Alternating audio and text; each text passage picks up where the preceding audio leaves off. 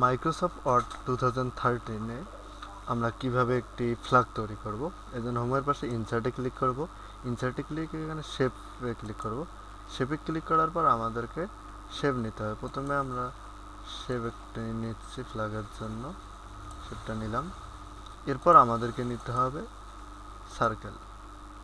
আমরা একটা সার্কেল নিলাম, এখানে একটু মিডল বরাবর রাখলাম। এরপর আমরা এই শেপটার কালারের জন্য এখানে শেপ ফিল, এখানে আমরা সিলেক্ট করবো, এবার শেপ ফিল, এখানে আমরা সবুজটা একটু দিয়ে নিই, যদিও একটু গ্রিনটা হচ্ছে না। এরপর আমরা এই শেপের কালারটা রেড করে দেব।